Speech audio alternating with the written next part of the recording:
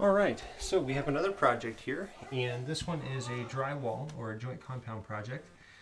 And the reason why we're doing this particular project is we had an electrician come by and install a brand new outlet for our house. And as they were drilling through to drill a hole for the wiring to go, they happened to poke a pretty large hole in my drywall. So they ended up cutting that out so that way they could fish the wire through, and then now we have an opportunity to go ahead and make another repair.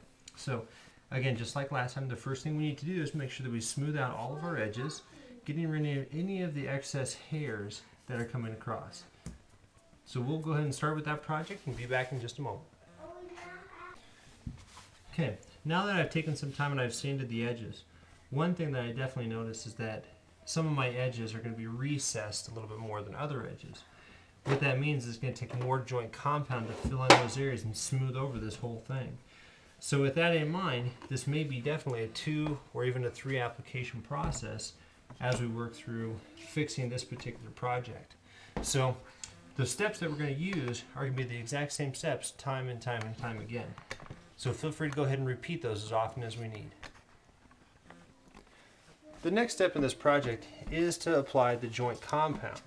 So again, we take our putty knife and we take our joint compound product and we're just going to smear it all across here, and even using that nice big long joint compound blade to go ahead and clean things off once we're done, and we'll show you step by step as we walk through it.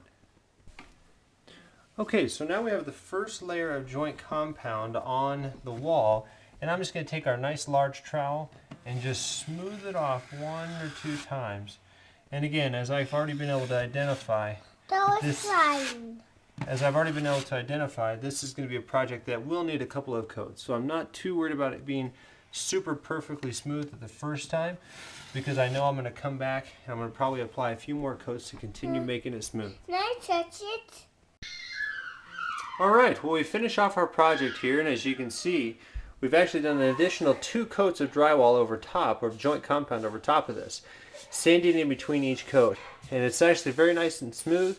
It looks perfect. It just needs a little bit of paint, and it should be good to go. If you would like to texturize at this point, you can always do that as well.